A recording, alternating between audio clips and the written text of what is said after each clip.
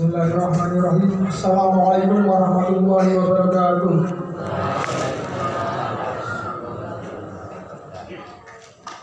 Alhamdulillah nahmaduhu wa nasta'inuhu wa nastaghfiruh wa na'udzu billahi min shururi anfusina wa min sayyiati a'malina may yahdihillahu fala mudilla lahu wa may yudlil fala hadiya lahu.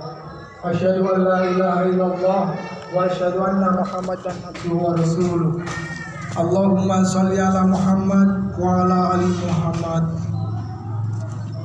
Ya ayyuhalladzina amanu ittaqullaha haqqa tuqatih wa la tamutunna illa wa antum muslimun.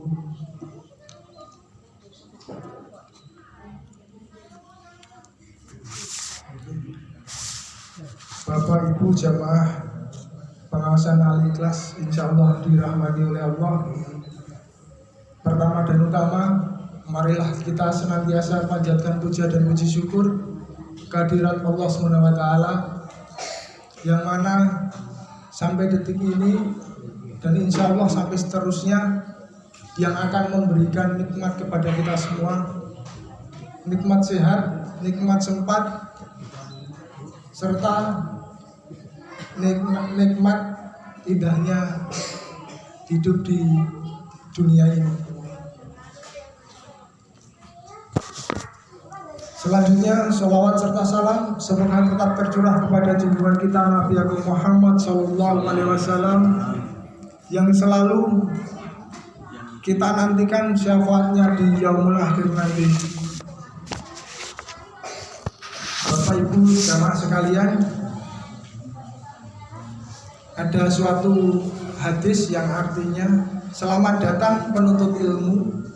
Sesungguhnya penuntut ilmu itu dikelilingi oleh para malaikat dan dinaungi oleh mereka dengan sayap-sayapnya, dan para malaikat itu berada di atas satu sama lain hingga langit pertama karena mereka sangat mencintai apa yang ia cari, yaitu berupa ilmu Allah SWT.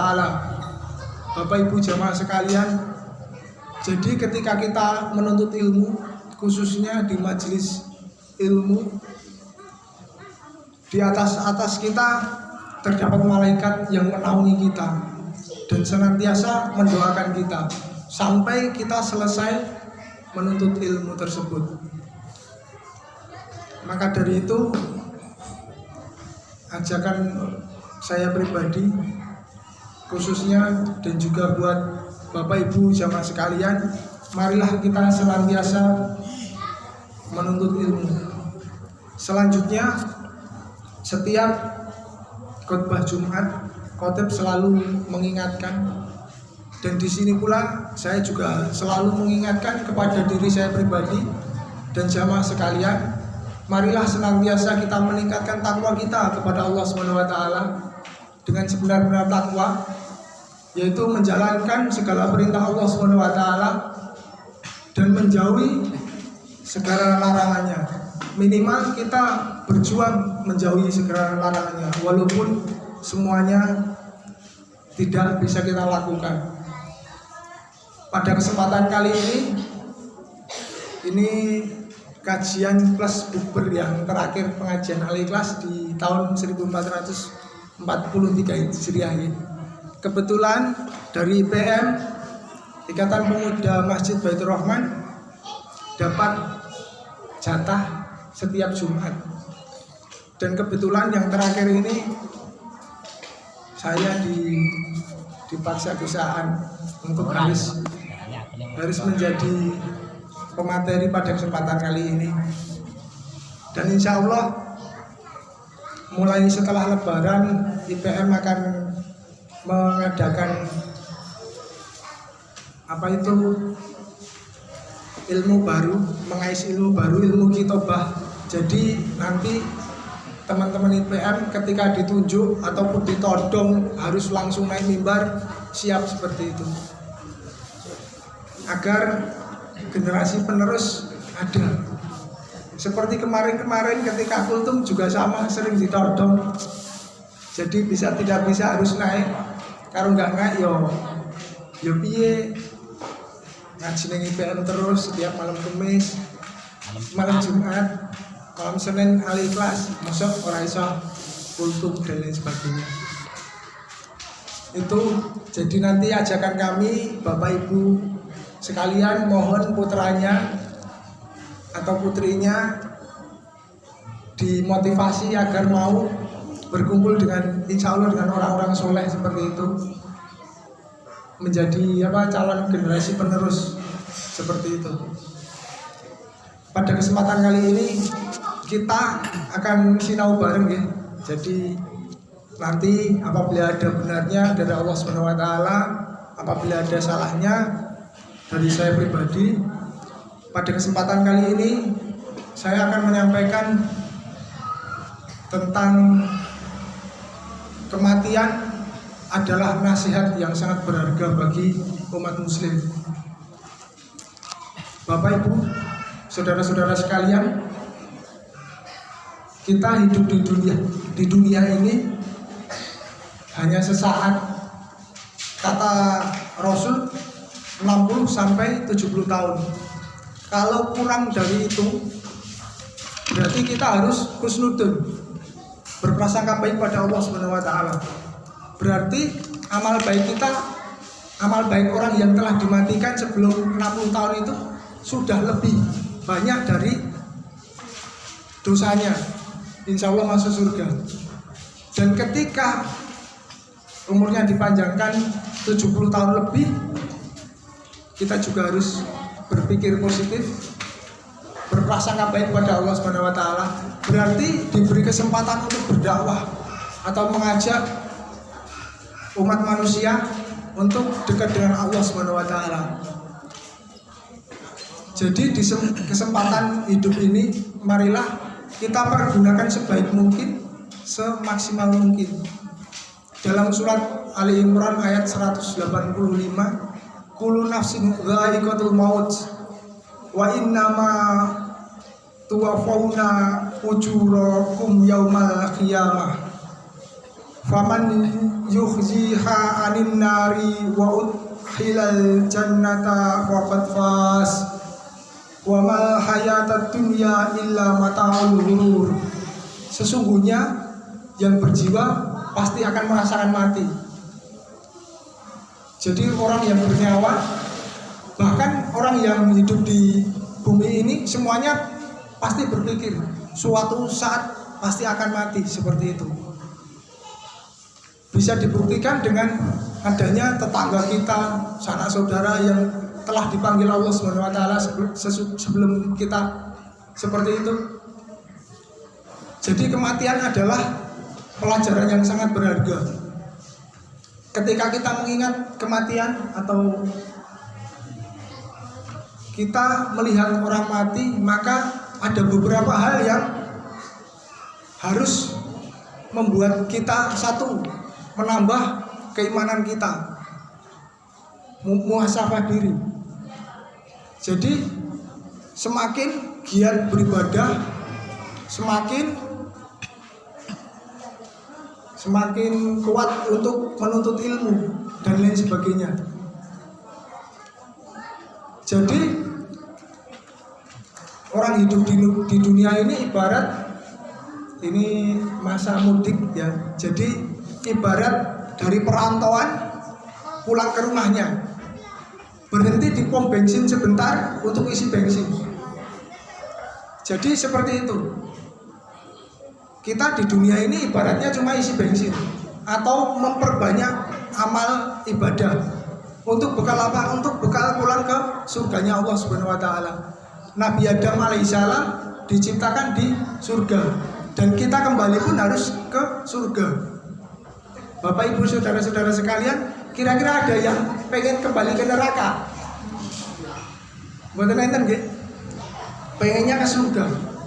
Bahkan preman yang sering miras pun sama, pengen ke surga.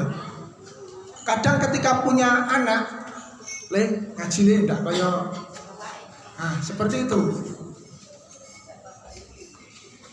Pengen anaknya masuk surga. Tetapi ya itu tadi, di surga itu, masuk surga itu bisa dibeli dengan amal.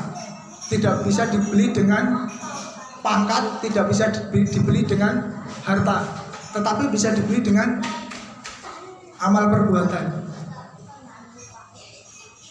Jadi Bapak Ibu Saudara-saudara sekalian, marilah kita gunakan kesempatan hidup kita ini untuk beramal soleh, agar kita bisa pulang.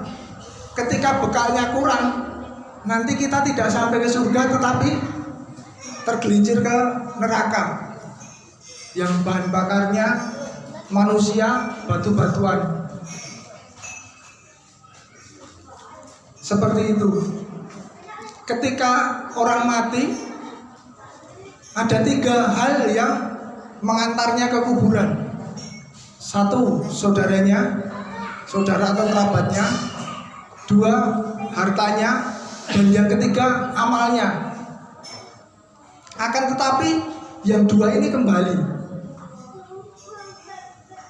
Keluarga dan kerabatnya kembali pulang. Gak mungkin orang mengantarkan jenazah tidur di situ, nggak mungkin. Bahkan cuma semalam pun juga nggak mungkin.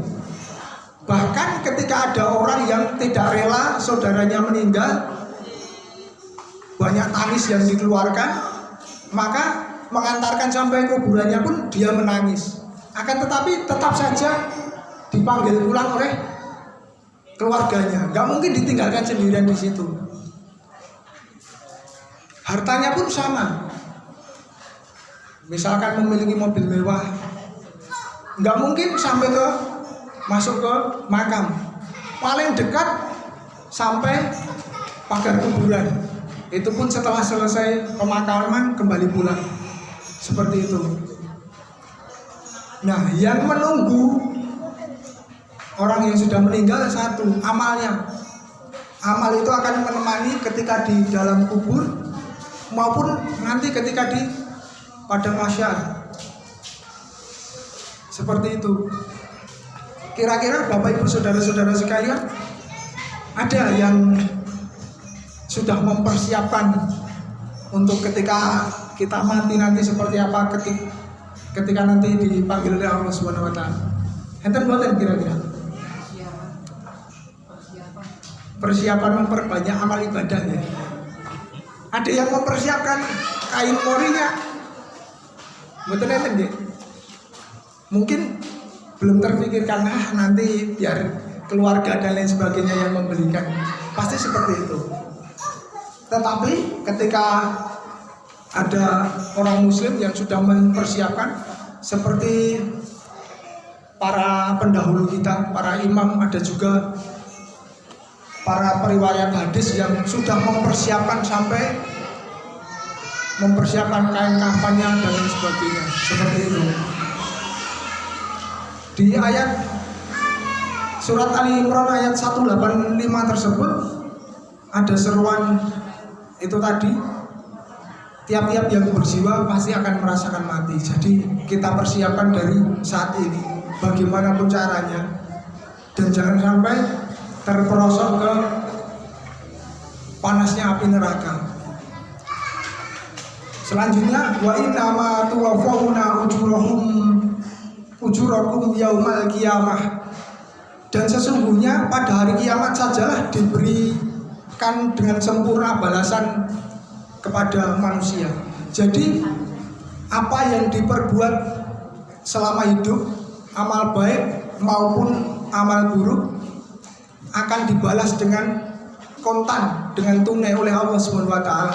Yang baik ya akan dimasukkan ke surga, yang buruk ya akan dimasukkan neraka. Dalam surat Al-Zariyat ayat 7 dan 8, "Faman ya'mal misqala dzarratin khairan yarah wa may ya'mal misqala dzarratin syarran yarah." Yang artinya, barang siapa yang mengerjakan kebaikan sebesar zarah, niscaya dia akan melihatnya dan akan dibalas oleh Allah. Dan barang siapa yang mengerjakan kejahatan sebesar zarah pun, niscaya dia akan melihat balasannya pula. Jadi perbuatan baik sekecil apapun akan tertulis dan akan dibalas oleh Allah Subhanahu wa taala. Ketika kita berjalan kaki, ada paku di jalan, kita ambil, kita singkirkan, itu pun akan bernilai ibadah dan akan dicatat oleh Allah Subhanahu wa taala, dan kita akan mengetahuinya nanti di alam akhiratnya nanti, Bapak Ibu saudara-saudara sekalian. Jadi apa yang kita lakukan hendaklah bernilai beribadah. Di padang mahsyar seluruh manusia dikumpulkan dan akan mempertanggungjawabkan apa yang diperbuatnya. Mereka tanpa pakaian dan saling menunggu. Matahari didekatkan 1 mil di atas kepala manusia. Ada yang berkeringat hingga betisnya, ada yang berkeringat hingga lututnya, ada juga sampai pusarnya, dan ada juga sampai tenggelam sampai lehernya. Itu semua tergantung dengan amal perbuatan masing-masing. Jadi di dunia ini hanya sementara, yang kekal itu di akhirat, Bapak Ibu saudara-saudara sekalian.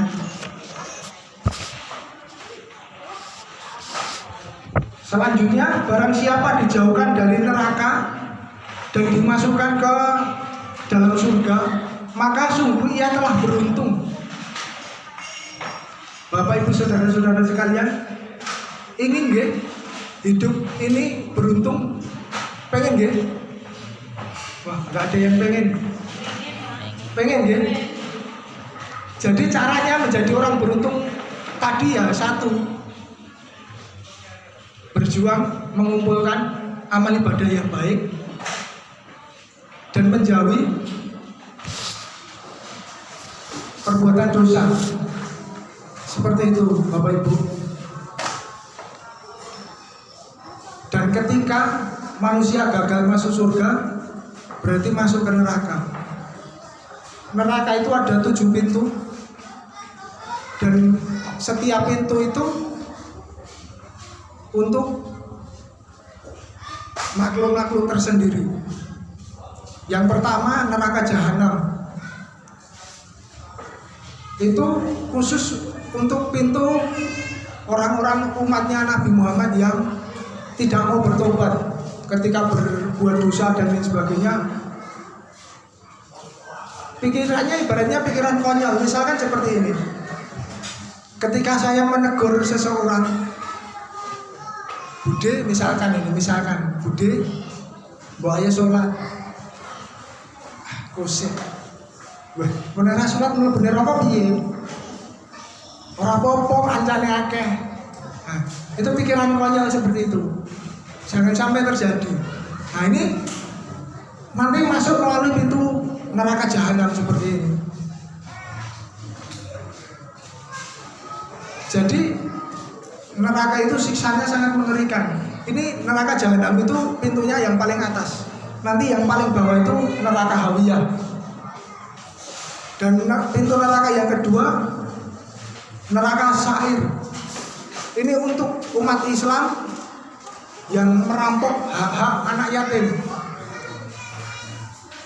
dan ingkar pada Allah Subhanahu wa taala. Misalkan suatu contoh, ada suatu keluarga, Pak D, Mbok D, Lek dan lain sebagainya. Nah, salah satu ada yang anak yatim, orang tuanya sudah meninggal misalkan. Nah, Pak D-nya atau Leknya, harta warisannya biasanya diambil, misalkan dengan alasan buat menyekolahkan.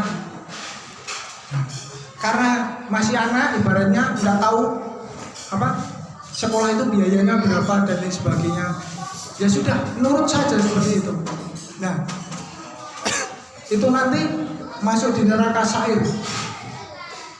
Ibaratnya kuliah itu 20 juta S1, insya Allah selesai. Nah, karena anak yatim dibesarkan saudaranya, terus ibaratnya warisannya diambil, kowe tak sekolahin. Nah, seperti itu. Nah, ini misalkan ini ya. Terus pintu neraka yang ketiga, neraka Hutamah. Ini untuk umat Yahudi dan pengikutnya.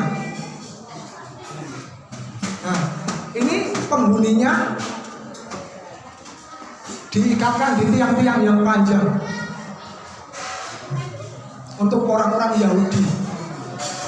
Selanjutnya neraka Lazza. Ini untuk iblis, setan atau jin yang ingkar.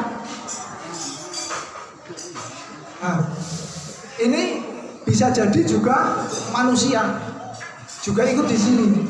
Tetapi manusia yang menjadi anak buahnya jin dan setan, bahkan nanti jadi anak buahnya Dajjal seperti itu. Nah, selanjutnya pintu neraka yang kelima, neraka Sakor. Nah, ini pintu masuk neraka untuk para penyembah berhala. Kira-kira sampai saat ini ada yang menyembah berhala, patung dan lain sebagainya. Enten boten Bapak Ibu? Ada nih, ada banyak sekali. Bahkan diingatkan pun sudah sangat sulit. Kitabnya diubah sesuai dengan keinginannya. Habis itu menyembah berhala atau patung seperti itu. Nah, itu nanti ketika terjerumus ke neraka melalui neraka Sakor. Yang keenam, neraka Jahim. Ini untuk orang-orang musyrik atau orang-orang yang menyekutukan Allah SWT. Bapak Ibu saudara-saudara sekalian, sampai saat ini pun masih banyak orang musyrik. Sebagai contoh, para penggemar cap jikia misalkan, kalau judi 303. Nah, itu kadang di pohon-pohon besar bahasa Jawa ini nyanggarke. Jadi nanti keluarnya nomor berapa. Nah, itu juga musyrik. Nah, itu nanti ketika masuk neraka ke neraka Jahim. Selanjutnya neraka yang paling bawah dekat dengan api hitam yang sangat panas, ini neraka Hawiyah. Nah, ini sumber apinya hitam pekat. Kita tidak bisa membayangkan panasnya seperti apa. Ketika kita sholat saja di masjid ini, misalkan AC-nya mati, sudah semuanya pada tepas-tepas, bener. Itu sudah kepanasan. Apalagi masuk neraka yang paling atas saja sudah sangat mengerikan. Ketika kita mengenakan serandal yang ada di neraka, itu sampai mendidih isi otaknya. Siksa neraka sangatlah pedih, Bapak Ibu saudara-saudara sekalian. Marilah kita saling mengingatkan dan saling menasihati di dalam kebenaran seperti itu. Dan ini untuk neraka Hawiyah ini isinya orang-orang kafir dan orang-orang munafik. Bapak Ibu saudara-saudara sekalian, di negara kita ini orang kafir itu loh, itu penyebutannya nggak boleh orang kafir. Kita disuruh nyebutnya orang non muslim. Ini sangat lucu sekali seperti itu. Padahal di Al-Quran sudah jelas diterangkan orang kafir seperti apa, itu sudah diterangkan dengan jelas. Tapi masih saja menyelisihi Al-Quran. Nah, kita jangan sampai terjadi seperti itu. Nah, semoga kita termasuk orang-orang yang beruntung dimasukkan ke surganya Allah SWT. Karena di surga itu kekal di dalamnya, yang ketika kita di dalamnya nikmatnya tiada berkesudahan dan akan nikmat terus menerus. Selanjutnya, kehidupan dunia ini tidak lain hanyalah kesenangan yang memperdayakan. Jadi di dunia ini hanyalah fata morgana, Bapak Ibu saudara-saudara sekalian. Bahkan jasad kita pun nanti akan kita tinggalkan. Jangankan harta benda, pangkat, jabatan, dan lain sebagainya, rumah mewah yang kita buat, itu nanti akan kita tinggalkan. Jadi di dunia ini hanya fata morgana.